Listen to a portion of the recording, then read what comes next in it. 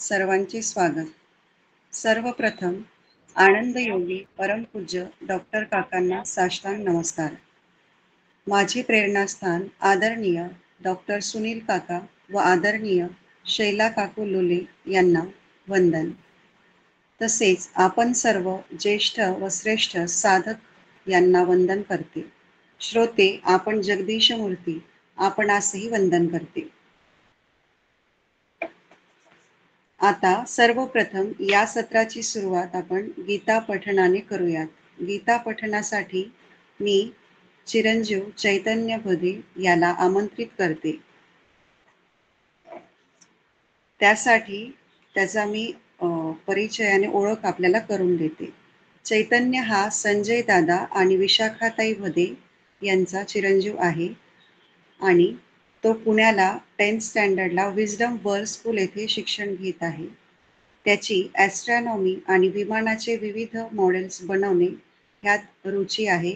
असा तो एक एक्स्ट्रा ऑर्डिनरी स्टुडंट आहे. आणि नीलाताई दातार ज्या आपल्या ग्रुपवर श्रुती पठण व गीता पठण करतात यांच्याकडे तो गीता पठण शिकत आहे. अशा चैतन्याला आपण गीता पठणासाठी आमंत्रित करूयात. चैतन्य. हॅलो. चैतन्य हा सुनील काकांचा अनुग्रहित आहे, बाल अनुग्रहित. चैतन्य हा सुनील काकांचा बाल अनुग्रहित आहे. तरी चैतन्य पठणासाठी सुरुवात करू शकते. प्रणाम. ओम श्री परमात्मने नमः. अथ पंचदशोऽध्यायः. श्री भगवानुवाच ऊर्ध्वमूलमदशाखम् मश्वत्थं प्राहुरव्ययम् छन्दांसि यस्य पर्णानि यस्तं वेद स वेदवित् अधश्चोर्ध्वं प्रसृतास्तस्य शाखा पुनः प्रवृद्धा विषयप्रवालाः अधश्च मूलान्यनुसन्ततानि कर्मानुबन्धीनि मनुष्यलोके न रूपमस्येह तथोपलभ्यते नान्तो न चादिर्न च सम्प्रतिष्ठा अश्वत्थमेनौ सुविरूढमूलमसङ्गशस्त्रेण दृढेन चित्वा ततः पदं तत्परिमार्गितव्यं यस्मिन् गता न निवर्तन्ति भूयः तमेव चाद्यं पुरुषं प्रपद्ये यतः प्रवृत्तिः प्रसुता पुराणी निर्माणमोहाजितसङ्गदोषा अध्यात्मनित्या विनिवृत्तकामाः द्वन्द्वैर्विमुक्ताः सुखदुःखसंज्ञै गच्छन्त्यमूढाः पदमव्ययं तत् न तद्भासयते सूर्यो न शशाङ्को न पावकः यद्गत्वा न निवर्तन्ते तद्धाम परमं मम ममैवांशो जीवलोके जीवभूतः सनातनः मनःषष्ठानीन्द्रियाणि प्रकृतिस्थानि कर्षति शरीरं यदवाप्नोति यच्चाप्युत्क्रामतीश्वरः गृहीत्वैतानि संयाति वायुर्गन्धानि वाशयात् श्रोत्रं चक्षुस्पर्शनं च रसनं घ्राणमेव च अधिष्ठाय मनश्चायो विषयानुपसेवते उत्क्रामन्तं स्थितं वापि भुञ्जानं वा गुणान्वितं विमूढानानुपश्यन्ति पश्यन्ति ज्ञानचक्षुषः यतन्तो योगिनश्चैनं पश्यन्त्यात्मन्यवस्थितं यतन्तोऽप्यकृतात्मानो नैनं पश्यन्त चेतसः यदादित्यगतं तेजो जगद्भासयतेऽखिलं यच्चन्द्रमसि यच्चाग्नौ तत्तेजो विद्धि मामकं गामाविश्य च भूतानि धारयाम्यहमोजसा पुष्णामि चौषधिः सर्वाः सोमो भूत्वा रसात्मकः अहं वैश्वानरो भूत्वा प्राणिनां देहमाश्रितः प्राणापानसमायुक्तः पचाम्यन्नं चतुर्विधं सर्वस्य चाहं हृदि सन्निविष्टो मतः स्मृतिर्ज्ञानमपोहनं च वेदैश्च सर्वैरहमेह वेद्यो वेदान्तकृद्वेदविदेह चाहं द्वामिमं पुरुषौ लोके क्षरश्चाक्षर एव च क्षरः सर्वाणि भूतानि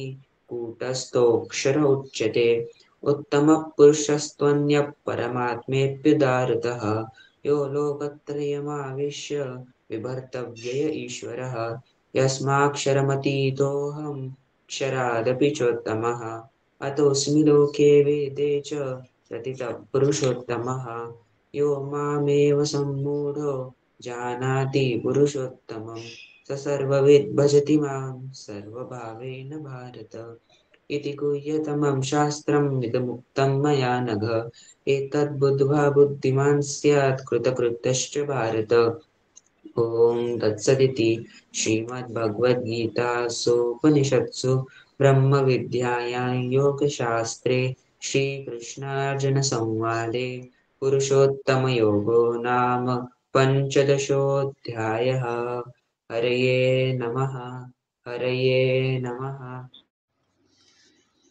अखिल सद्गुरु तत्वाला वंदन करते.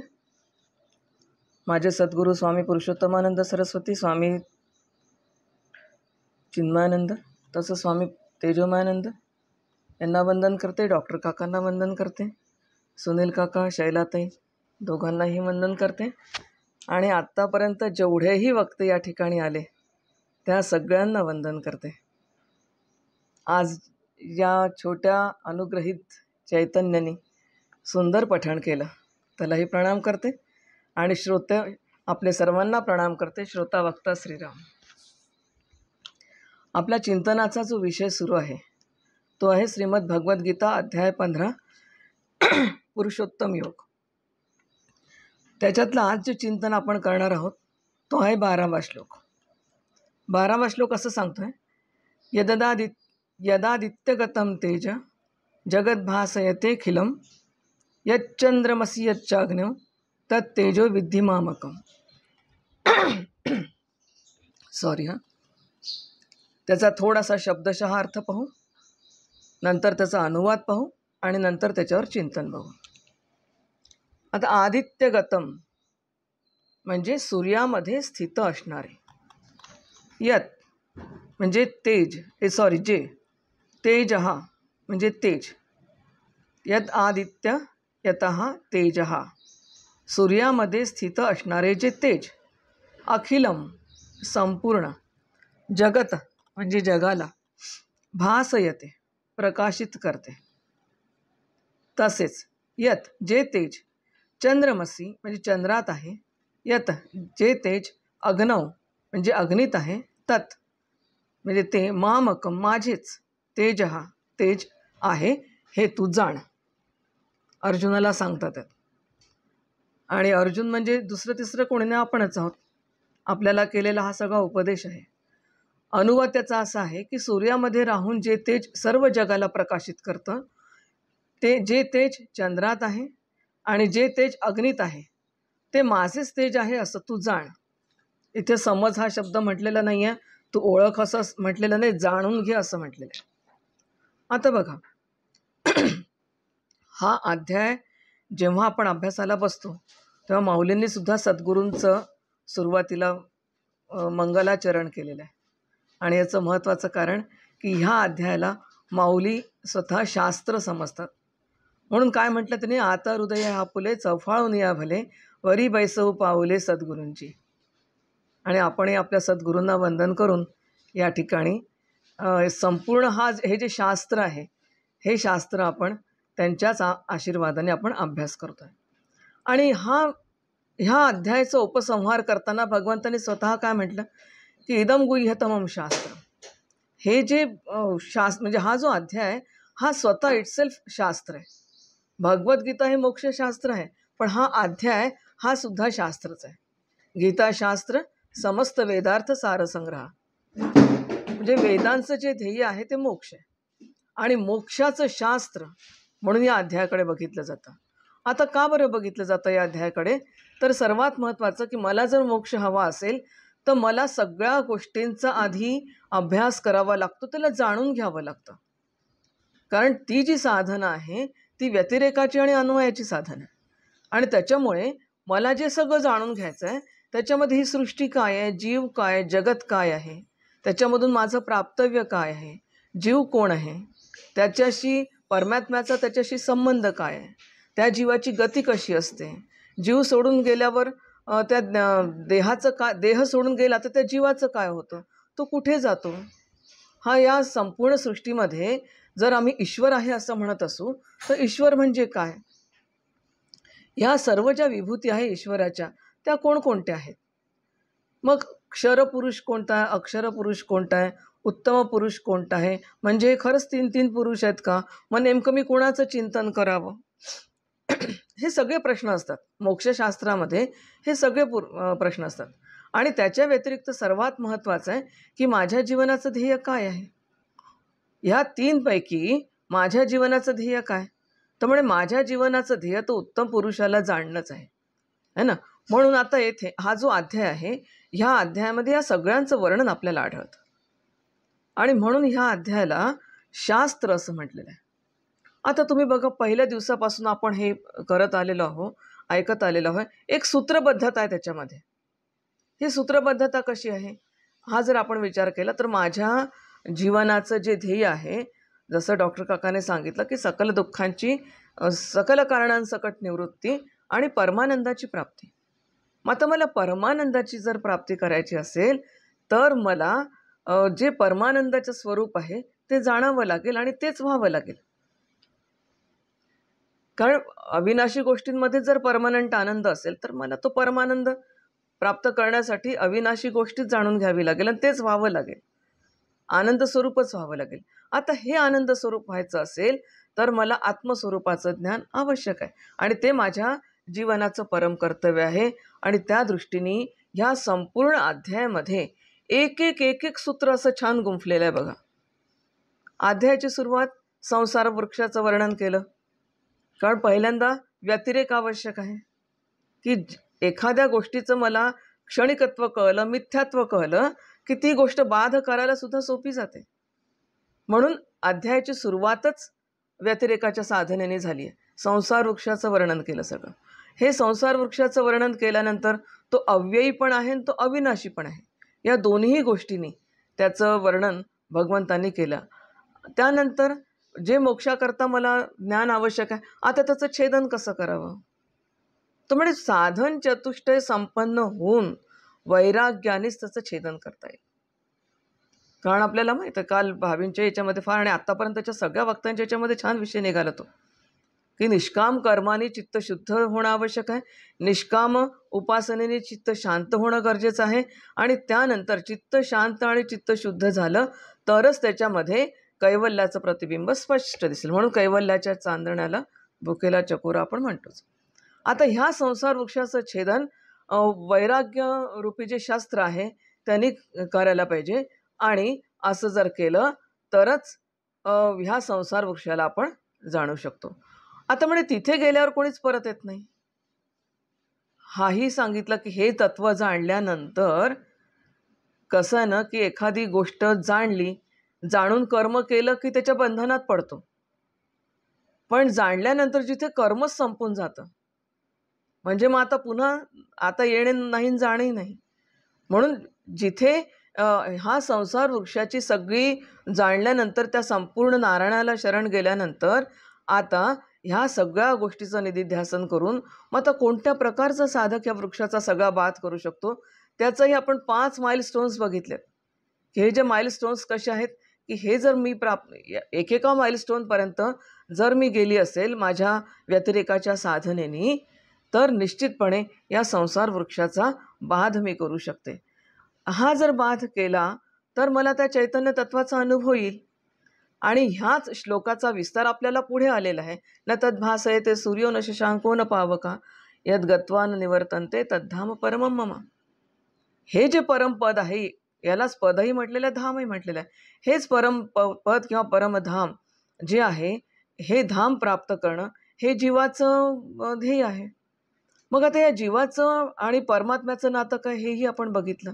हा शरीरातून जीव गेल्यावर तो कुठे जातो, इतर शरीरात जाऊन तो काय करतो, तो नेमकं काय घेऊन जातो, ह्या सगळ्या गोष्टी कळल्या ना तर मग माझ्या कामना, माझे विषय, माझ्या वासना, त्याच्यानुसार होणारे संकल्प, त्याच्यानुसार निर्माण होणाऱ्या कामना, त्या कामनांचं छेदन, विषयाशी माझा होणारा संबंध, या सगळ्या गोष्टी मला व्यतिरेकाने त्याचा सगळा बाध करता येतो. आलं लक्षात? मग आता हा जो जीवात्मा आहे, हा जीवात्मा हा म्हणजे ह्याला अज्ञानी लोकांनी ओळखत. ह्याला क्षरपुरुष असं सुद्धा नाव दिलं ह्याच्यामध्ये. फार थोड्या लोकांना याचा अनुभव येतो. इथपर्यंत सगळं शास्त्र सांगून झालं. आता ह्याच्यानंतरचे जे 4 श्लोक आहेत, माझ्याकडे एकच आहे, पण जे 4 श्लोक आहेत त्या 4ही श्लोकामध्ये परमेश्वराचं जे व्यापक रूप आहे, कोणतं व्यापक रूप, की जे सगळ्यांना प्रकाशित करणारं आणि चैतन्य तत्व स्वरूप असणार असं जे रूप आहे, जे सगळ्या गोष्टीचं अधिष्ठान आहे, म्हणजे आंतरिक ऊर्जा आहे सगळ्या गोष्टींची. तर ह्याचं सगळं वर्णन या ठिकाणी केलेलं आहे. म्हणून यदादित्यगतम तेजो जगत भासयते खिलम यच्चंद्रमसि यच्चाग्नौ तत्तेजो विद्धी मामकम. आता बघा, थोडासा 10व्या अध्यायाचा संदर्भ या ठिकाणी आपल्याला घ्यावा लागेल, की अर्जुनाला समजण्यासाठी भगवंतांनी काय केलेलं आहे, की हे जे सर्वज्ञ किंवा सर्व शक्तिमान असं जे परमेश्वराच्या विभूती आहे, याचं महात्म्य त्यांनी वर्णन केलेलं आहे. 7व्या अध्यायातही थोडंच फार आलेलं आहे, 9व्या अध्यायातही आलेलं आहे.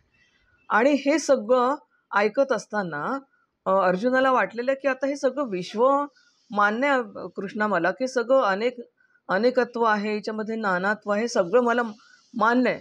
हे तू द्वैत बुद्धीने पाहू नको, हेही मला कळलं. हे परमेश्वराचं सगुण साकार रूप आहे, हेही मला कळलं. पण आता मला सांग, कथम विद्यामहम योगिस्त्वाम सदा परिचिंतयम केषु केषु च भावेषु चिंतोसी भगवन्मय. ह्या सगळ्यांना जर मला जाणून घ्यायचं असेल, तुझं जर चिंतन मला करायचं असेल, तर ते मी कसं करू? छान गुरु शिष्याची जोडी कशी असावी, शिष्यांनी गुरूंना कसे प्रश्न विचारावे, गुरूंकडे गेल्यावर कशा पद्धतीने कसं शरण जावं आणि काय प्रश्न विचारावे, की तुझं मी चिरंतन हे चिंतन मी तुझं कसं करू. आणि तुझं हे जे महात्म्य आहे, जे सविशेष आहे, जे सगुण महात्म्य, जे बल आहे, तेज आहे, सामर्थ्य आहे, जे ऐश्वर्य आहे, ते मी कोणकोणत्या तू पदार्थांमधून व्यक्त होतो ते मला सांग, आणि मी तुझं कसं चिंतन करू शकेल. किती चांगलं आहे. मला सांगा बरं, प्रपंचाचं चिंतन कसं करू याच्यापेक्षा भगवंता तुझं चिंतन कसं करू हे जर मी सद्गुरूंना मागणं मागत असेल, तर त्या ठिकाणी त्या सद्गुरूंचा मी सत्शिष्य झाल्याशिवाय राहत नाही, जसा अर्जुन भगवंताचा झाला आहे ना. म्हणून भगवंताचं व्हायचं असेल तर सत्शिष्य सुद्धा होणं गरजेचं आहे. अशी जी तीव्र इच्छा त्याच्यामध्ये निर्माण झाली आहे, त्याच्यामध्ये फक्त एकच भाव आहे की माझं कल्याण होईल त्याच्या माध्यमातून, आत्मनो मोक्षार्थ है ना. म्हणून इथे एता विभूती योगंच ममयो वेत्ती तत्वतः सो विकंपेन योगेन युज्यते नात्र संशय. इथे भगवंत त्याला सांगतात की जो माझ्या विभूतीला जाणतो, जो माझ्या योग शक्तीला तत्वतः जाणतो, नुसतं पाहून नाही, तत्वतः जाणतो, त्याच्या मागे तत्व म्हणजे कोणतीही गोष्ट बघत असताना एक दृष्टी इथे स्पष्ट करून दिली आहे भगवंतांनी, की या जगतामध्ये कोणतीही गोष्ट पाहत असताना त्याला तत्वतः जाणलं पाहिजे. कोणतीही वस्तू असो, साधा एखादा मोहरीचा दाणा जरी असेल तरी त्याला सुद्धा पाहताना माझं दृष्टी ही तत्वाची असली पाहिजे. मुंगी जरी पाहत असेल तरी तत्वाची दृष्टी असली पाहिजे. असं जर केलं तर मी ऐक्यभाव माझ्यामध्ये निर्माण होतो, आणि तो ऐक्यभाव माझ्यामध्ये स्थिर व्हायला सुद्धा मदत होते, कारण ते सातत्य राहतं. म्हणून ही विभूती सांगताना भगवंत म्हणतात की हे जे निर्विशेष ब्रह्म आहे, निर्गुण आणि निर्विशेष ब्रह्म आहे, जे निरुपाधिक आहे, ते सगुण साकार झालं. कसं सगुण साकार झालं, तर वेदांतातले सर्वात आवडीचे दृष्टांत, की जसं सोनं हे बांगडी झालं, अंगठी झालं, हार झालं, आणि काय झालं, वेगवेगळ्या नामरूपाला प्राप्त झालं. बरं, माती काय झालं, तर माती रांजण झाली, माठ झाली, घट झालं, सुरई झाली, आणि वेगवेगळ्या रूपाला आली. आलं लक्षात. म्हणजे अलंकार, घट, हे सगळं कसं आहे, सोन्याचे, मातीचे सगळे आविष्कार आहेत, आणि म्हणून त्या विभूती आहेत. आलं लक्षात. म्हणजे स्वतः परमेश्वरच मायेच्या सहाय्याने स्वतः सगळीकडे अभिव्यक्त झाला. मयाध्यक्षेण प्रकृती. आलं लक्षात? पण मग आता हे कोण जाणेल? तर म्हणे मनुष्याणाम सहस्रेषु कश्चित यद्यपि सिद्ध आहे. बरोबर आहे. आता हे सगळं जाणण्यासाठी भगवंतानी या ठिकाणी म्हणजे स्वतःचं सोपाधिक रूप या ठिकाणी व्यक्त केलेलं आहे. 11व्या श्लोकामध्ये आपण 2 प्रकारचे लोक पाहिले. पश्यन्ति आत्मनः, जे आत्म्याला जाणतात, दृढनिश्चय करतात, आणि दुसरं पाहिलं विमूढाना अनुपश्यन्ति, जे जाणत नाही. आता जे जाणतात ते का बरं जाणतात? अंतःकरण सुसंस्कारित आहे. जे जाणत नाही ते का जाणत नाही? तर अंतःकरण अकृतात्मानम आहे, असंस्कारित आहे. याचाच अर्थ असा आहे की ज्यांचं इंद्रिय, वाणी, अंतःकरण ह्या सगळ्या अशा ज्याला आपण म्हणतो सुंदर आहेत, ते सगळे स्वतःमध्ये तत्व जाणतात. ध्यानावस्थित तद्गतेन मनसा पश्यन्ति मम योगिनो यस्यात्वं न विदुस्सुरा सुरगणा देवाय तस्मै. आता आपल्या या श्लोकामध्ये भगवंताला नेमकं काय सांगायचं? हे सगळी इथे या ठिकाणी जी विभूती सांगतात आहेत, ह्या विभूतीच्या ठिकाणी भगवंताला नेमकं काय सांगायचं आहे? तर याच्यामध्ये शांकर भाष्यात असं नमूद केलेलं आहे की यत पदम सर्वस्य अवभासकम अपि अज्ञादित्यादिकम ज्योतीन अवभासते. थोडासा संदर्भ दिला आहे की सर्वांना प्रकाशित करणारं अग्नी, सूर्य, ज्योतीसुद्धा या परमपदास प्रकाशित करू शकत नाही, हे आधी सांगून झालेलं आहे. आता ह्या ठिकाणी सुद्धा न तद्भासयते सूर्यो न शशांको न पावकः यद् गत्वा न निवर्तन्ते तद्धाम परमं मम. या ठिकाणी सुद्धा 3 घटकांचा उल्लेख आलेला आहे. सूर्य, चंद्र, अग्नी हे त्या तत्वाला प्रकाशित करू शकत नाही. आणि ह्या श्लोकाचं जे विस्तारित रूप आहे ते म्हणजे आपला हा श्लोक, ज्याच्या कृपेमुळे भौतिक चक्षुंना या सगळ्या दृश्यांचा अनुभव येतो.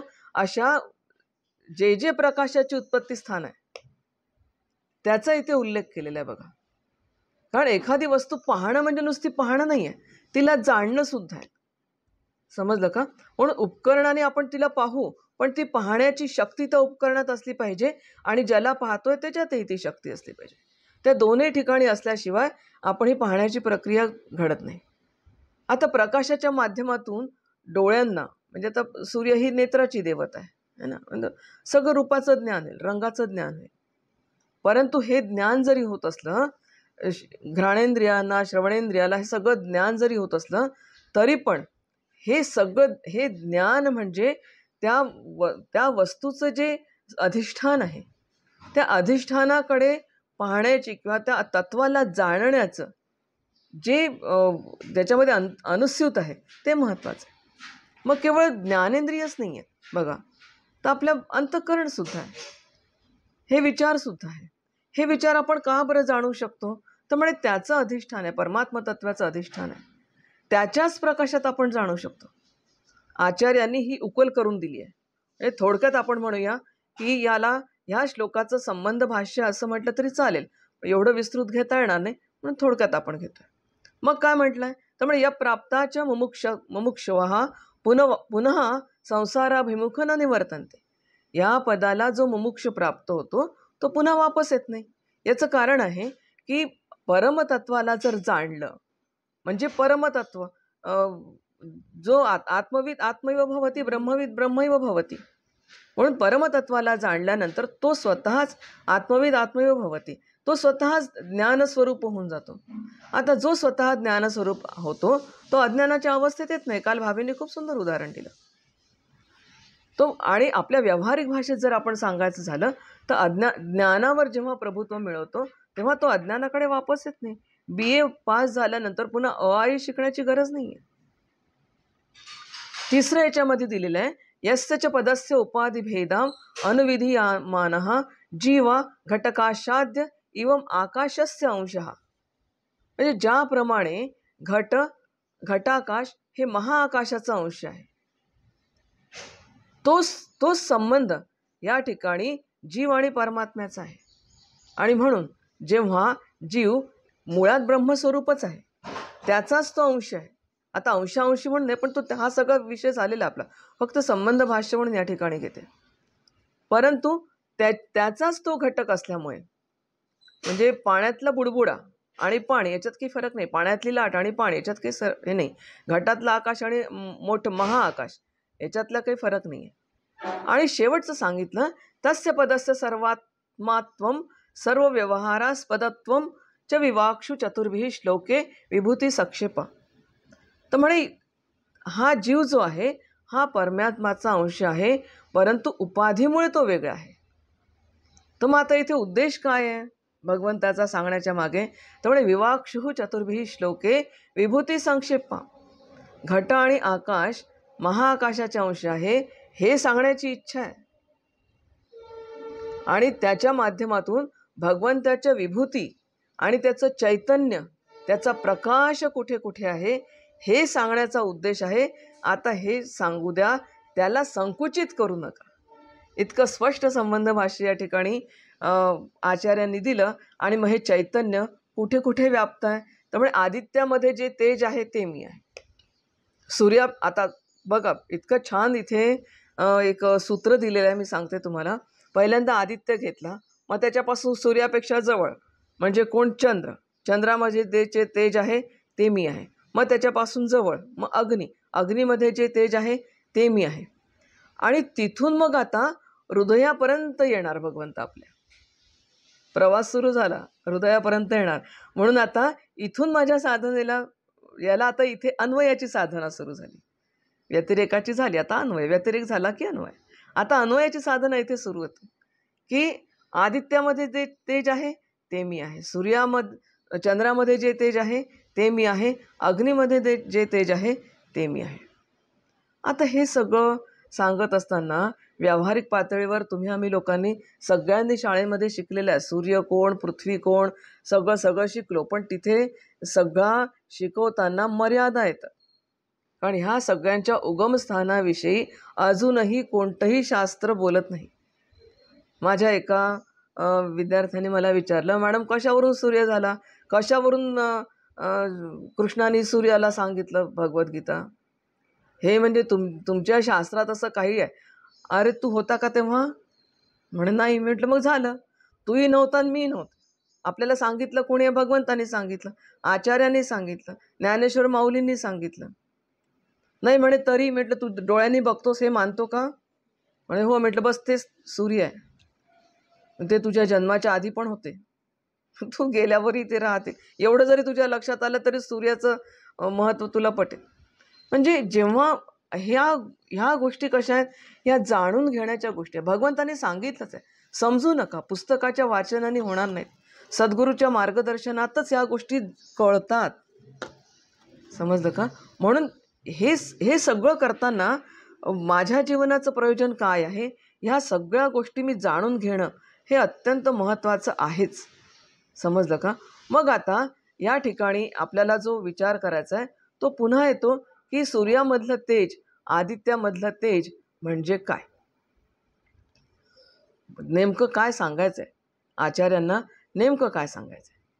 म्हणून आता इथे प्रश्न येतो की जसं आपण म्हटलं की माझ्या जीवनाचं ध्येय सकल दुःखाची कारणासकट निवृत्ती परमानंदाची प्राप्ती आहे. बॅक ऑफ द माइंड सूत्र प्रत्येक शास्त्राचंच आपण हे जर ठेवलं, एक महावाक्य आपल्या हातामध्ये आहे, हे जर आपण सतत ठेवलं ना, तर प्रत्येक गोष्टीकडे पाहत असताना तो श्लोकच आपल्याशी बोलायला लागतो. बरं का? मग आता असं म्हणत असताना माझ्या जीवनाचं प्राप्तव्य काय आहे? तर म्हणे 2 प्रकार असतात त्याच्यामध्ये. एक असतात अप्राप्तस्य प्राप्तः आणि दुसरं असतं प्राप्तस्य प्राप्तः.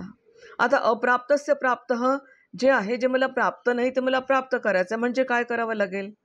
तर म्हणे पहिल्यांदा जाणून घे आणि मग प्राप्त कर. काय जाणून घे? म्हणजे आता हे जाणून घेण्यासाठी मला कर्म करावी लागतील. ते कर्म केल्यानंतर ते जाणून घ्यावं लागेल आणि ते टिकवून ठेवण्यासाठी पुन्हा कर्म करावं लागेल. मग भगवद्गीता सांगते कर्मानुबंधिनी मनुष्य लोके. तर म्हणे मग काय करायचं? तर म्हणे जे अप्राप्तस्य प्राप्त आहे त्याच्या प्राप्तीमुळेच तुझे सगळे कर्म संपतील आता, कारण त्याच्यासाठी तुला कुठे जाण्याची गरज नाही. ते तुझे कर्मही संपतात आणि मग ब्रह्माला जाणणं आणि ब्रह्मस्वरूपाची प्राप्ती होणं. ह्या ठिकाणी सद्गुरूच आपल्याला सांगतात की आता तू इकडे तिकडे भटकतोय ना, सोड तुझी भटकंती. अरे ते तुझ्याजवळच आहे, चष्मा तुझ्या डोक्यावरच आहे, कुठे घरभर फिरतोस? आलं का लक्षात? तर म्हणे मग मला आत्तापर्यंत का नाही प्राप्ती झाली? भगवंत सांगता तुझ्या अज्ञानामुळे. या अज्ञानामुळे सगळा तो जीव अडकला उपाधीत आणि स्वतःला देह समजायला लागला. मूळचा ब्रह्मरूप असलेला जीव स्वतःला देह समजतो. मग त्याच्यानंतर तर काही नाही, चित्ताची शुद्धी करावी लागेल, मन एकाग्र करावं लागेल. ब्रह्म जाणायचं आहे ना, बाहेरची वस्तू थोडी जाणायची आहे. समजलं? तुला सुवर्णाचा अलंकार जरी तू असला तरी तू सुवर्ण हे तू विसरू नकोस. बरोबर आहे ना? आता हे सगळं सांगताना उपाधी जेवढी शुद्ध असेल तेवढं त्याचं प्रतिबिंब या ठिकाणी पडेल.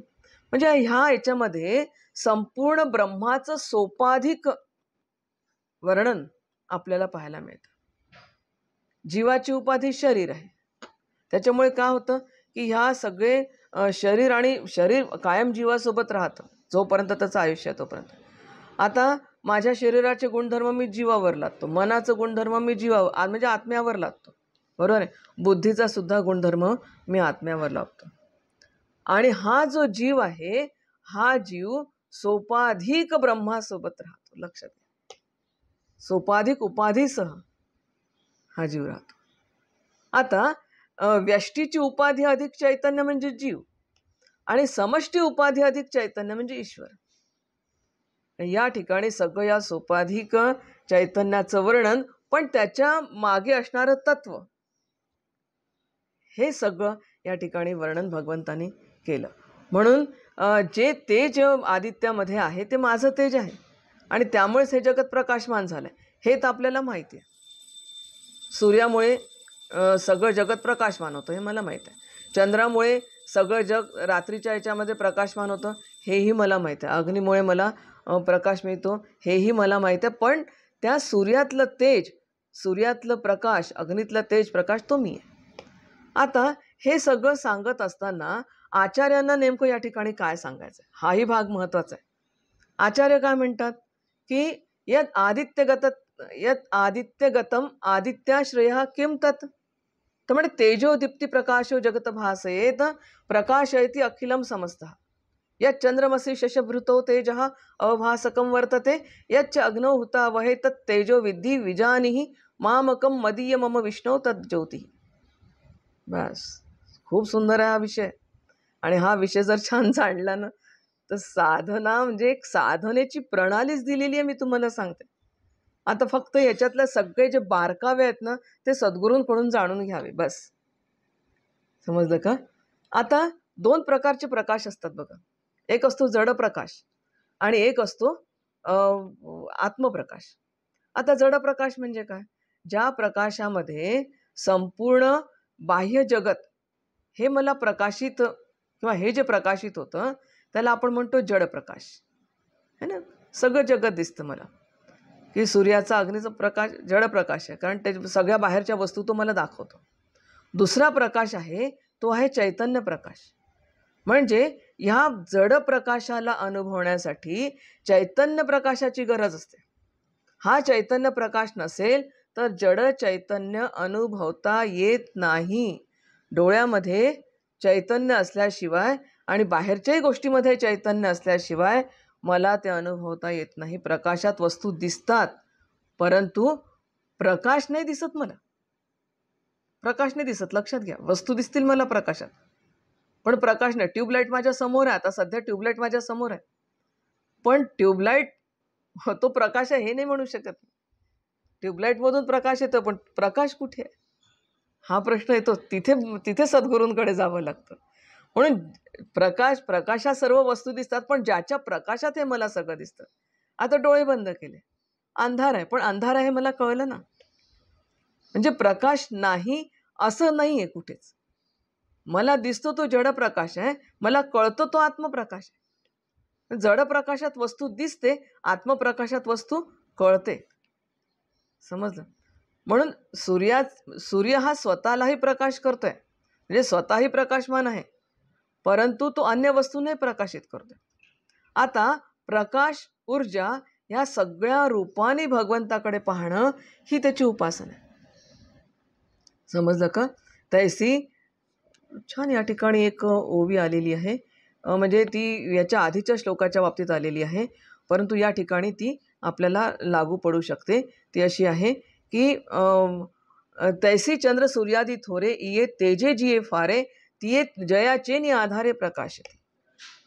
आणि जयाच्या प्रकाशी जगहार पे चंद्र कैसी सच्चंद्र नक्षत्रे जैसी आधीच्या याच्यात आलेली आहे. पण ठीक आहे, या ठिकाणी आपण त्याला सूर्य हा नारायण आहे. कारण काय, त्याच्यामध्ये संचालकत्व आहे, अनुग्राहकत्व आहे. तो सगळा संचालन करतो. सगळ्या सृष्टीमध्ये घडामोडी मागे त्याची भूमिका महत्त्वाची आहे ना. मग इथे भगवंत काय म्हणतात, सूर्याला बघशील माझी आठवण काढ, चंद्राला बघशील सूर्यापुढे आणि दुसरे कोण आणावे सामोरे, ते जो राशी निर्धारे उपमेर रहित. तुलनेसाठी सूर्यापुढे कोणालाही आणता येणार नाही अशी सूर्याची राशी आहे, त्याला कोणाची उपमा नाही. चंद्रामध्ये जो प्रकाश आहे, जी शीतलता आहे, ते माझंच वैभव आहे अर्जुना, बाकी कोणाचं नाही आहे. मी म्हणजे परमात्म तत्व. या चंद्रामुळे पुढे येणार आहे की वनस्पतींमध्ये कशा औषधी गुण येतात तेही येणार आहे पुढे. अग्नीच्या बाबतीत विचार केला तर अग्नीचं तेज, दाहकता. आता इथे थोडंसं अधिदैविक रूप सुद्धा आहे बरं, पुढच्याच्यात पाहू आपण ते. हा सगळा म्हणजे आत्मरूप या दृष्टीने जर हा विचार केला तर त्या ठिकाणी चंद्र, सूर्य, तारे आत्मप्रकाशामध्ये म्हणजे स्वतःला प्रकाशित करू शकत नाही. म्हणजे इथे काय म्हणायचं की ते स्वतःचं जे प्रकाशन करतात आहेत ना, चंद्र, सूर्य, तारे तीनही प्रकाशाचे सोर्स आहेत ते, परंतु ते स्वतःला जे अभिव्यक्त करतात आहेत ते सुद्धा माझ्याचमुळे आहेत. आणि माझी अन्वयाची साधना सांगते की ते मी आहे. आता ते मी आहे हा जर विचार केला तर त्या चंद्र, सूर्य, तारा यांना कोण प्रकाशित करतं? मी. इतका छान मुद्दा आहे हा, आणि म्हणजे आपला आनंद वाढवणारा मुद्दा आहे. समजलं? मुंडक उपनिषदात सुद्धा श्लोक आलेला आहे बघा. न तत्र सूर्य भाती न चंद्र तारकम नेमा विद्युतो भांति तोयमग्निः तमेव भांत अनुभाती सर्वम तस्य भासा सर्वम इदम विभाती. ब्रह्माचं प्रकाशकत्व आहे. डॉक्टर काकांच्या इतक्या सुंदर ओव्या आहेत त्या ठिकाणी. आपण जेव्हा मुंडक उपनिषद पाहिलं ना, तर तेव्हा या ओव्या त्याच्यावरचं विवेचन ऐकून इतकं, म्हणजे मी तुम्हाला सांगू का, इतका तो छान विवेचन आहे ते डॉक्टर काकांनी अक्षरशः आपल्या हातामध्ये दिला हा प्रकाश, असं म्हटलं तरी चालेल. या आत्मब्रह्माचे ठाई सूर्योदय वार्ता नाही, ब्रह्मांड प्रकाशी पाही निज तेजे. भानु भयंकर तेजाळ उजळी त्रिभुवना सकळ, परी ब्रह्म तेजाचा झराळ नुरवित्यासी. रविबिंबे अनंत कोटी आत्मज्योतीने प्रकाशती, भास्करानं आपुली शक्ती प्रकाशाची. हा इतक्या सुंदर अप्रतिम. आपल्या हातामध्ये नुसतं फोटो काढणं निराळी गोष्ट, त्या सूर्याच्या समोर हात धरायचा आणि माझ्या हातात सूर्य आहे हा फोटो काढायचा. इथे प्रत्यक्ष हातात दिलाय आणि असा आत्मप्रकाश दिला की ज्याच्यामुळे जीवनच आनंदमय होऊन जातं. सर्व जगत आहे भासे तेची प्रकाश रूप असे, परमेश्वर प्रकाश मिसे उजळून जाई. अग्निसंयोगे तापे जळ राखुंडी आणि परळ, उष्ण लागती सकळ हाती घेता. तैसाची सूर्याची सृष्टी आत्मतेजे प्रकाशते. बघा हा महत्त्वाचा मुद्दा आहे. तैसाची सूर्यादी सृष्टी आत्मतेजे प्रकाशती, स्वयं प्रकाश ज्योती मूळचा असे. आत्मा सामान्यत्वे प्रकाशे तै तो कारण रूपे असे, तोची कार्य माझी दिसे विशेष रूपे. सृष्टीचे जे प्रकाशन आहे तेणेची प्रकाशक जाणणे, आणि का उजळो जाणे स्वयंप्रकाशे. ब्रह्मज्योतियाची ज्योती तेची सत्य जैसी ख्याती, नाना आकार अभिव्यक्ती विकार ज्याचे. सुंदर, अप्रतिम.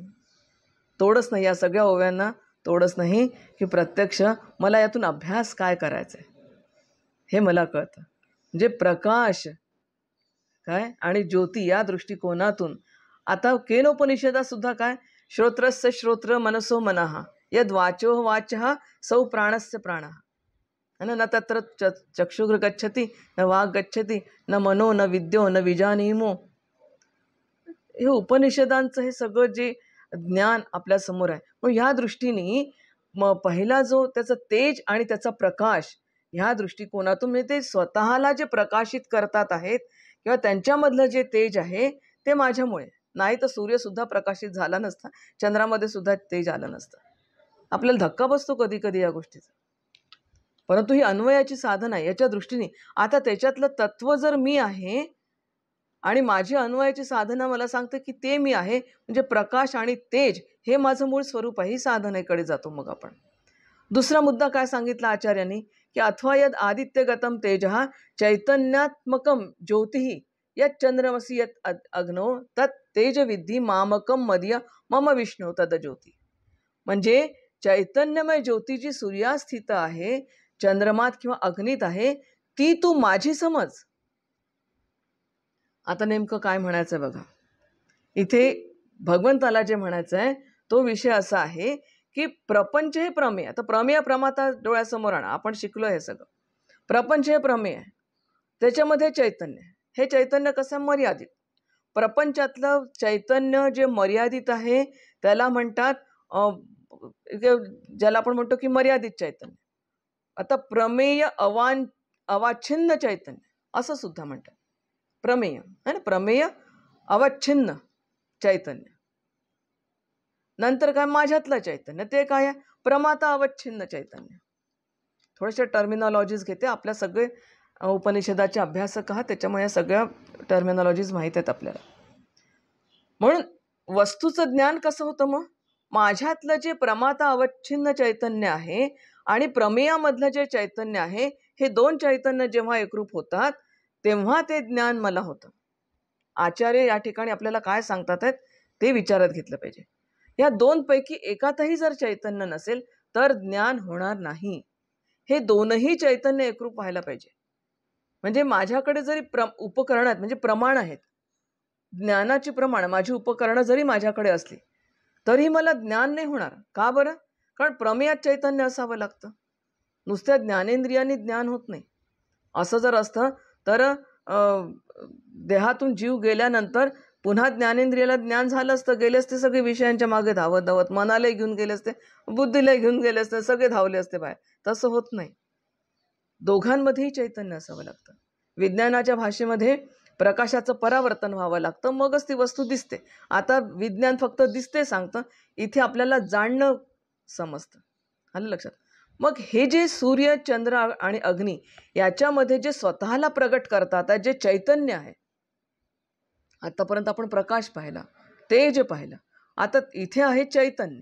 आता हे जे चैतन्य आहे, ह्या चैतन्यामुळे ते स्वतःला प्रगट करतात आहेत, स्वतःला जाहीर करतात आहेत, अभिव्यक्त करतात आहेत.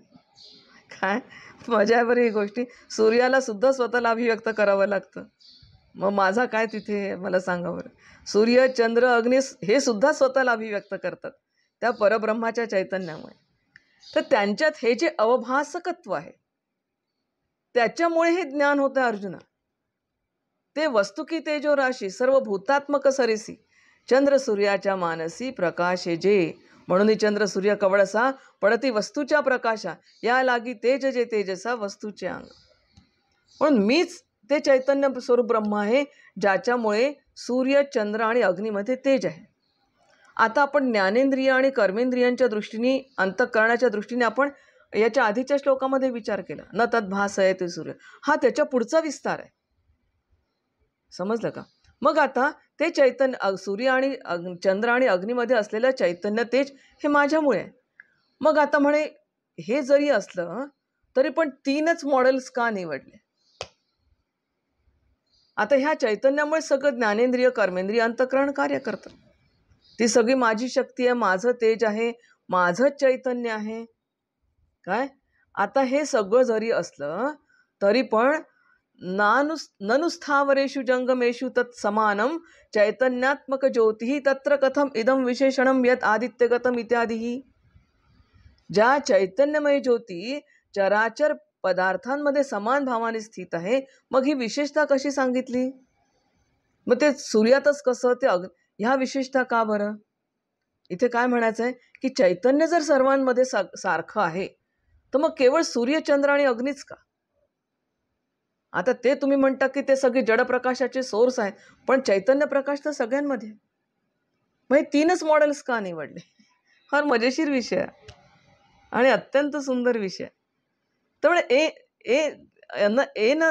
एन दोषः सत्वाधिक्यात आधिक्योपपत्तये आदित्यादिषु हि सत्वम अत्यंत प्रकाशकम अत्यंत भास्वरम अतः तत्र एवं अविस्तरम ज्योतिः इति पद विशिष्यते न तु तत्र एव तद अधिकम इति. सत्व आणि स्वच्छता याचा जर विचार केला तर ह्या उपाधींमध्ये दोष नाही आहे. बघा, तुम्ही 10 मडके भरलेले आहेत, 10 बादल्या भरलेल्या आहेत का, 5 बादल्या स्वच्छ आहे, 5 बादल्यांमध्ये माती आहे. तर त्या सूर्यचंद्राचं प्रतिबिंब जे स्वच्छ पाणी आहे त्याच्यात जास्त चांगलं पडेल. तर म्हणजे उपाधी जशी असते ना, त्या उपाधीनुसार ह्या चैतन्याचं प्रतिबिंब प्रतिभासित होतं. ह्या ब्रह्मज्योतीचं जे तेज आहे किंवा या ब्रह्मज्योतीचं जे चैतन्य आहे हे उपाधीवर अवलंबून आहे. त्यामुळे चंद्र सूर्य या तीनही उपाधी ज्या आहेत या अत्यंत शुद्ध, स्वच्छ, सात्विक अशा आहेत. आता इथे एक आणखीन लक्षात घ्या, इथे चंद्र, सूर्य आणि अग्नीची अधिदैविक रूपात भगवंताने इथे दिलेली आहे. सूर्यदेव म्हणजे ह्या सूर्याचं मंदिर असेल तर त्याच्यातला जो देवता आहे तो सूर्यदेव. हा सूर्यदेव, ह्या सूर्यदेवाचं गुण म्हणजे प्रकाशकत्व आणि चैतन्यत्व. चंद्रदेव जर असेल तर त्या चंद्रदेवाचं मंदिर असेल तर त्याच्यातला जो देवता आहे तो चंद्र आणि त्याचं जे गुणधर्म आहे तो शीतलता. अग्नी, तेज आणि सगळं भस्म करणारं. म्हणजे आपण मंदिरात गेल्यानंतर नुसतं रूप पाहत नाही मूर्तीचं, तर त्याच्यामधले असणारे गुणधर्मांचं सुद्धा चिंतन करतो. असं एक थोडंसं अधिदैविक रूप सुद्धा भगवंताने या ठिकाणी प्रगट केलं आहे, कारण ह्या उपाधी अत्यंत शुद्ध आहे. आलं का? याचं जसं अधिदैविक आहे, अधिदैविक आहे. आता हे जे सगळे ह्या तीनही तत्वांमध्ये सत्व जास्त आहे, म्हणून याला अग्निदेव, सूर्यदेव, चंद्रदेव असा सुद्धा अर्थ दिला तरी आचार्य म्हणतात हा सुद्धा अर्थ इथे योग्य राहू शकतो. मग हे जे प्रकाशकत्व आहे हे उपाधी शुद्ध आहेत त्यांच्या. समजलं का? आदित्य दिशु ही सत्वम अत्यंत प्रकाशकम अत्यंत भास्वरम ब्रह्मज्योती प्रकर्षेन भासमान. याच्यामध्ये ब्रह्मज्योती ही प्रकर्षाने भासमान होते. तत्र एवम अविस्तरम ज्योतिही शिष्यते. बघ म्हणे चैतन्य तर सर्वांमध्ये. तू म्हणतो अर्जुना ते अगदी बरोबर आहे, सगळ्यांमध्ये चैतन्य आहे. समजलं का? मुंगीपासून अणुरेणूपासून म्हणजे रसायनशास्त्रज्ञ, वैज्ञानिक अणुरेणू म्हणतात ना, त्या अणुरेणूला जाणणारा सुद्धा मी आहे. बस काय ना, विद्यार्थ्यांना हे या पद्धतीने सांगितलं की त्यांना खूप समजायचं. मला हा अनुभव होता की का रे बाबा अणुरेणू कुठून पाहिला तू? मायक्रोस्कोप. आता मायक्रोस्कोप काढून टाक. आहे की नाही? म्हणे आहे. हे तुला कुठून कळलं? ते नाही माहीत मॅडम मला. बस झालं, हे तुला जिथून कळलं ना तिथेच शास्त्र सुरू होतं. उपाधी जेवढी स्वच्छ असेल तेवढा चैतन्य प्रकाश हा स्वच्छ शुद्ध दिसतो. मग उपाधी ही गढूळ असेल तर दिसणार नाही. आता सगळ्यांमध्ये चैतन्यत्व समान आहे, परंतु अभिव्यक्ती, पण त्याची अभिव्यक्ती नाही ना सारखी, कारण त्रिगुणांमुळे ती अभिव्यक्ती गडबडते. सत्वगुणाची अभिव्यक्ती वेगळी राहील, रजोगुणाची अभिव्यक्ती वेगळी राहील, तमोगुणाची अभिव्यक्ती वेगळी राहील, पण चैतन्यात फरक नाही. म्हणून एखादी व्यक्ती अशी का वागते? त्याच्या गुणांमुळे. समजलं? म्हणून मग आता इथे आचार्यांनी उदाहरण दिलं आहे की काष्ठ आणि भिंत या दोन गोष्टींमध्ये म्हणे प्रतिबिंब दिसत नाही. यथा हि लोके तुल्य अभिमुख्य संस्थानेत न काष्ठ कुड्यादौ मुखम अविभावती आदर्शादौ तू स्वच्छ स्वच्छतरे तारता मेन अविर्भावती तद्वत. म्हणजे काष्ठ आणि भिंत याच्यामध्ये आपलं प्रतिबिंब स्वच्छ दिसत नाही, पण आरसा जर असेल तर त्याच्यात सुस्पष्ट दिसतं. म्हणून लक्षात घे, उपाधी शुद्ध आहे, या उपाधीमधूनच त्याची अभिव्यक्ती ही अत्यंत शुद्ध होते. सुंदर विषय आहे. समजलं का? पण आता सर्वात महत्त्वाचं आहे की अर्थ मला कळाला.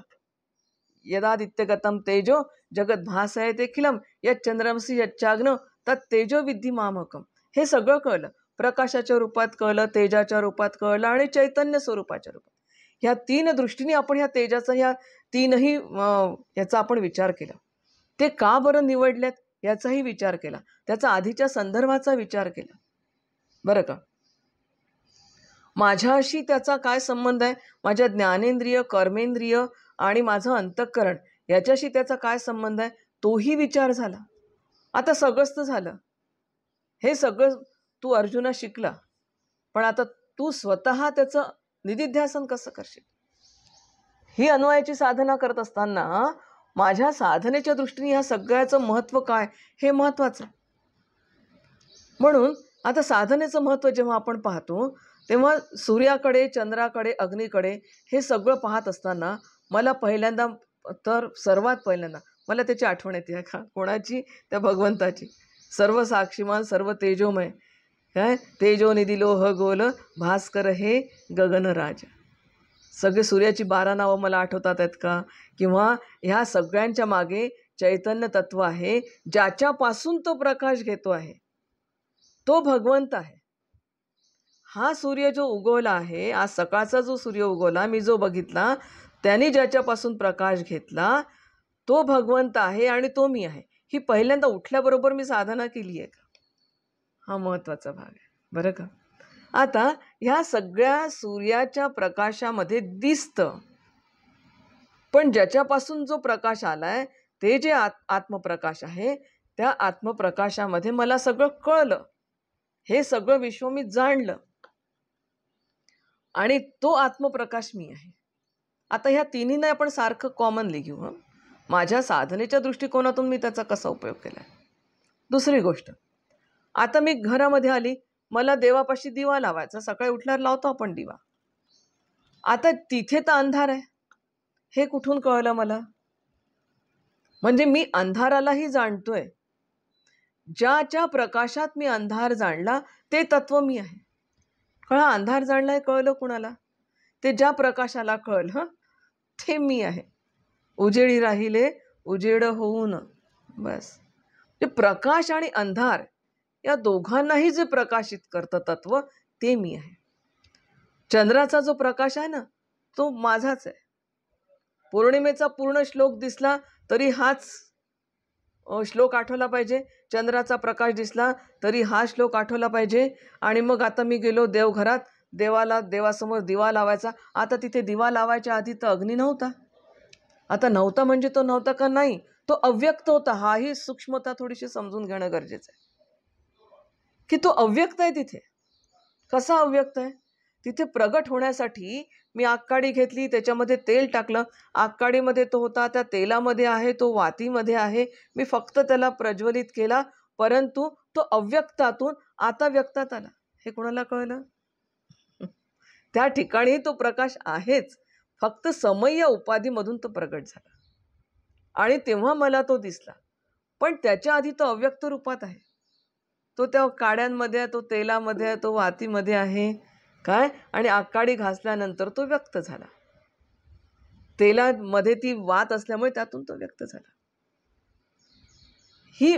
हे बघा, हे सगळं मी तिथे करत असताना आता हा जो अव्यक्त अग्नी आहे तो पण मीच आहे.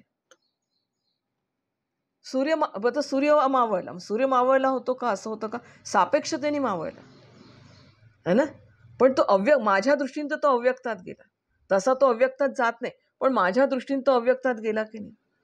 मग माझ्या दृष्टीने तो जर अव्यक्तात गेलेला आहे तर याचा अर्थ तो गेलेलाच नाहीये, तो फक्त अव्यक्तात गेला. मग आता सूर्याचा विचार झाला, चंद्राचा विचार झाला, आता माझ्या देहाचा विचार काय आहे?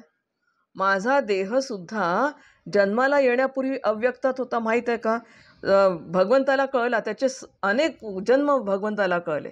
अर्जुनाला काय सांगितलं की तुला हे काही जन्म माहीत नाही आहे, पण मला माहीत आहे, म्हणून मला माझे जन्म माहीत असल्यामुळे मी ज्ञान हे कोणाकोणाला दिलं. 4था अध्याय सांगतात भगवंत, कोणाकोणाला मी ज्ञान. त्याच्या सूर्याला ज्ञान दिलं. पुन्हा मला विचारलं माझ्या विद्यार्थ्याने, कशावरून दिलं? इतके वर्ष कुठे होता का? कुठे? हां, अरे जाऊ दे बाबा, तू होता का? मग शोध इतक्या वर्ष मागे जाऊन. तू नव्हता, मी नव्हती, मग कुठे आपण बुद्धीचा वाद घालायचा? तिथे जाऊ. तू पाहा ना, आचार्यांना वाच, तू भगवद्गीता वाच, शास्त्रावर श्रद्धा ठेव, चांगल्या सद्गुरूंकडे जा, त्यांच्यावर श्रद्धा ठेव, तर काहीतरी जीवनाचं भलं होईल. उगाच बुद्धीचा वाद करण्यात अर्थ नाही. मग माझा देह जन्माला येण्यापूर्वी मला तर माझी कितीही असं गृहीत धरून चला की अनेक जन्म आठवले, ठीक आहे, परंतु कधी ना कधी माझा हा देह अव्यक्तातच होता. आता अव्यक्तातला देह व्यक्तात आला. मग काय केलं? या संपूर्ण या थोड्याशा जीवनामध्ये सगळा खेळ केला. प्रपंचाचा संसार सगळा खेळ केला बरं का. काहीच नाही, पूर्ण संसार केला, काय प्रपंच केला, अभ्यास केला, सगळं. पण आता पुन्हा अव्यक्तातच जायचंय. अव्यक्तातून आलेला देह असल्यासारखा वाटतो, पुन्हा अव्यक्तात जातो. पुन्हा काही टीका होतात, असं कसं आम्ही जीवन जगतो आणि तुम्ही म्हणता मिथ्या. अरे मिथ्याचा अर्थ तर जाणून घे. जो अव्यक्तात आहे आणि पुन्हा अव्यक्तात जाणाऱ्या मध्ये असल्यासारखा वाटतो त्याला मिथ्या म्हणतात. कोणी सांगितलं तुझा देह नाही आहे म्हणून? तुला सत्य वाटतं ना, मग सत्यच ठेव ना, हरकत नाही. पण मिथ्या याचा अर्थ असत्य असा थोडी होतो. ते जाणून घे. जे अव्यक्तात होतं पुन्हा अव्यक्तात जाणाऱ्या मध्ये असल्यासारखं वाटतं, तर हे जे अव्यक्तातलं जाणं आहे, व्यक्तामध्ये येणं आहे, याला जो मी देह आहे असं म्हणतो, उपाधीमधून या सगळ्या जगताचा अनुभव घेतो, ह्या जगतामध्ये सगळं या उपाधीच्या माध्यमातून जो अनुभव घेतो, हे सगळं माझं चैतन्य अभिव्यक्त होत आहे. आता माझं म्हणजे कोणाचं उपाधींचं नाही. आता या उपाधी जर शुद्ध असतील तर हा भाव निर्माण होईल मनामध्ये. माझी ज्ञानेंद्रिय, कर्मेंद्रिय सगळी कार्यरत आहेत बरं का, पण त्यातलं जे जाणीव तत्व आहे ते मी आहे. शरीरातून तेच व्यक्त होत आहे आणि पुन्हा शरीर माझं अव्यक्तात जाईल, पण मी कुठेच जाणार नाही. मी नाही मरत, मी मरतच नाही कधी. हा विचार मनात आला तर मरणाची भीती चालली जाईल ना. किती छान गोष्ट आहे. पण मरत नाही देह. काय होतं तर सांगितलं, जीव हा ममई वांशो जीव लोक आहे, की माझा हा जो जीव आहे हा त्याच्या मूळ स्वरूपाला प्राप्त होतो. आता पाहुण्यांना तुम्ही किती दिवस घरात ठेवाल? पाहुण्यांना कधी ना कधी त्यांच्या घरी तर जावंच लागेल. भाडे करायला कधी कधी तर घर सोडावंच लागेल. आयुष्यभर थोडी भाड्याचं घर स्वतःचं घर सांभाळणार आहे. त्यामुळे हा जीव पुन्हा आपल्या ठिकाणी मूळ स्वरूपात चालला जातो. अग्नी जो दिसतोय तोही अव्यक्तात गेला. अव्यक्तादिनी भूतानी व्यक्त मध्यानी भारत अव्यक्त निधीनानेव तत्र का परिदेवना. इतकं सुंदर शास्त्र आहे. फक्त या सूक्ष्मतेने ती साधना माझी झाली पाहिजे. आता इथे एक विवेक कसा महत्वाचा आहे, की जे व्यक्त आहे हे परमनंट आहे का? विचार करा बरं. जे जे उपजे ते नाशे, एरवी तत्वतः जी वस्तू दिसे ते अविनाशाची. ज्याला ज्याला उपजा त्याचा नाश आहेच. मला तर आनंद परमनंट हवाय. पण जे व्यक्त झालं ते परमनंट नाही आहे, एक लक्षात ठेवा. पण जे अव्यक्त आहे ना ते परमनंट आहे. आणि व्यक्त कसं आहे? तात्पुरतं आहे, तेवढ्या काळापुरतं आहे. त्याचं वय जेवढं असेल तेवढ्या काळापुरतं आहे. समजलं? म्हणून हे जे व्यक्त दिसत आहे आणि अव्यक्त दिसत नाही, म्हणून पण जे परमनंट आहे ते मी आहे. काय आहे परमनंट? सत्यतत्व. जे अव्यक्त आहे ते मी आहे. मग अव्यक्ताला मी जाऊन मिळत असेल तर त्याच्यात दुःख कशाचं आहे? ते तर माझे माहेर पंढरी है ना. ते त्या सत्यतत्व, ते सत्यतत्व मी आहे. बस ही जी अन्वयाची साधन आहे ही खूप महत्वाची. म्हणून आता या ठिकाणी विश्व आणि परमेश्वर हे दोन नाही आहेत. विश्व आणि परमेश्वराचा जर आपण विचार केला, बघा जीव, जगत, ईश्वर, परमेश्वर या सगळ्यांचा विचार या अध्यायामध्ये आहे. आणि म्हणून तर याला शास्त्र म्हणतात. समजलं का? ह्या विश्व आणि परमेश्वर दूर नाही. समजलं का? आणि म्हणून आपण ज्याला ज्याला स्पर्श करतोय, ज्याला ज्याला अनुभवतो आहे, ते सगळं स्वरूप जे आहे ते मी आहे. हे बाई अन्वयाची साधना सुरू आहे बरं. अहम सर्वस्य प्रभव. हे नुसतं तर भगवंत म्हणतात म्हणजे ते जाणण्यासाठी म्हणतात मला. ते स्वतःला, त्यांना काही गरज नाही स्वतःचं इंट्रोडक्शन करून द्यायची. ते मी जाणावं याच्यासाठी ते मला सांगतात. म्हणजे तरंग, लाटा किंवा बुडबुड हे जसे पाण्याचे आविष्कार आहेत, तो पाण्याचा महिमा आहे. ती पाण्याची विभूती आहे. लाटा असतील, तरंग असतील, पाण्याच्या सत्तेने राहतात. ते पाण्याच्या सत्तेने ते सत्तावान होतात. हे एवढं जरी मला कळलं ना तरी मी पण कोणाच्या सत्तेने सत्तावान झालेलो या देहामध्ये. पण पुन्हा लाटेला जायचं पाण्यामध्येच, बुडबुडायला जायचंय पाण्यामध्येच. म्हणजे हे लाटा आणि तरंग हे की पाण्यापासून भिन्न नाही आहेत. ते पाण्यापासून बाहेरही नाहीत बरं का. असं नाही की आता समुद्रापासून समुद्राच्या लाटा आल्या बाहेर, आता त्या की पाणी नाही आहे असं पण नाही होत. त्या पाण्याच्या बाहेर पण नाही आहेत. त्या सगळ्या पाणी स्वरूप आहेत, फक्त आविष्कृत होतात. आणि त्या आविष्करणाचा त्यांचा वेळ ठरलेला आहे. समजलं? पण जसा तो पाण्याच्या सत्तेचा आविष्कार आहे, तसाच माझं किंवा या विश्वातल्या प्रत्येक गोष्टीचं आविष्करण माझ्या देहाचं म्हणूया. देहाचं सुद्धा, नुसतं माझा सुद्धा देह म्हणता येणार नाही. साधनेच्या दृष्टिकोनातून नुसता हा देह म्हणता येईल फार तर. काय हा देह सुद्धा त्या परमेश्वराचा, त्या चैतन्याचा आविष्कार आहे, त्या चैतन्याचं तेज आहे, त्या चैतन्याचा प्रकाश आहे. तो प्रकाश नसता तर देहसुद्धा स्वतःला आविष्कृत करू शकला नसता, आणि ते चैतन्य नसतं तर हा देहसुद्धा, या देहाला सुद्धा काही जाणता आलं नसतं. लक्षात घ्या. म्हणून ह्या देहाकडे जर, या विश्वाकडे जर मला पाहायचं असेल तर ते जगतबुद्धीने पाहता येणार नाही, तर ते मला आत्मबुद्धीने, परब्रह्मबुद्धीने बघावं लागेल, ब्रह्मबुद्धीने पाहावं लागेल. देहाकडे पाहताना देह नाही आहे, आत्मबुद्धीने बघावं लागेल, ईश्वर बुद्धीने निर्माण व्हावं लागेल, पाहावं लागेल. म्हणून ह्या श्लोकाच्या निमित्ताने साधकामध्ये, प्रत्येकाच्या मनामध्ये ईश्वर बुद्धी निर्माण होणं, आणि त्या दृष्टीने हे अन्वयाची, आता पुढच्या आणखीन 3 श्लोकांमध्ये ही साधना पुढे कंटिन्यू होत आहे. कारण त्या आदित्यापासून चंद्रापर्यंत, चंद्रापासून अग्नीपर्यंत, अग्नीपासून आता माझ्या जठराग्नीपर्यंत, आणि जठराग्नीपासून माझ्या हृदयापर्यंत. आणि मग तिथे, म्हणून आपण पहिला श्लोक म्हटला की अशा हृदय सिंहासनावर जर मला माझ्या सद्गुरूंना बसवायचं असेल तर ते हृदय सिंहासन माझं कसं असलं पाहिजे, ते व्यापक असलं पाहिजे, स्वरूप असलं पाहिजे, ब्रह्मरूप असलं पाहिजे.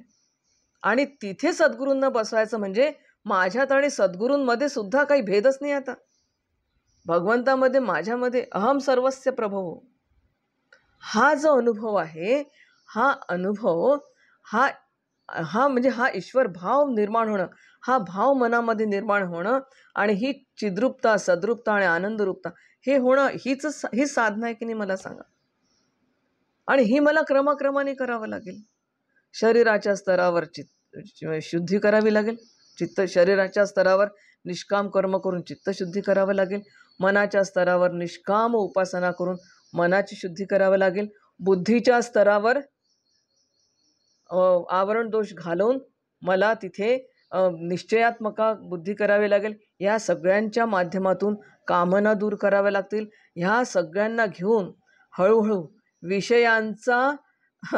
विषयांची आहुती इंद्रियामध्ये द्यावी लागेल, इंद्रियांची आहुती संयमामध्ये द्यावी लागेल, आणि या सगळ्यांची आहुती ब्रह्मस्वरूपात द्यावी लागेल. आणि मग तिथे खऱ्या अर्थाने अहम सर्वस्य प्रभोः अहम ब्रह्मास्मी सर्वं खलविदं ब्रह्म असं अभेद ज्ञान प्राप्त होईल. लक्षात घ्या. आणि हे काय आहे? हे आहे विदेह कैवल्य. बस, विभूती सांगण्यामागचा भगवंताचा उद्देश मूळतः हाच आहे. लक्षात घ्या. म्हणून साधना करताना माझी दृष्टी ही कार्यावर नसावी. लक्षात घ्या. कारणाकडे असावी. कारणाकडे पाहूनच अन्वय साधना माझी झाली पाहिजे. समजलं का? आणि म्हणून हे विश्व हे कार्य आहे, पण त्याच्या मागचं कारण काय आहे? मी विवेक बाळगावा म्हणजे अंतःकरण चतुष्टय म्हणजे साधन चतुष्टय संपन्न होऊन हा विवेक बाळगून हे जे सगळं अनेकत्व आहे, हे सगळं नानात्व जे सगळं दिसतं आहे, तो सगळा भेद नाहीसा मला करावा लागेल, म्हणजे होईल तो साधनेने. आणि मग सगळ्यांच्या अंतर्बाह्य असणारं जे जगत कारण म्हणजे ब्रह्म आहे ते अनुभवाला येईल. सर्व ब्रह्ममय, सर्व ब्रह्मस्वरूपच, हे मला तत्वतः समजेल. आणि मग मला अनुभव येईल. ओम पूर्णमदः पूर्णमिदं पूर्णात् पूर्णमुदच्यते पूर्णस्य पूर्णमादाय पूर्णमेवावशिष्यते. ओम शांती शांती शांती. हरि ओम. श्री गुरुभ्यो नमः. हरि ओम.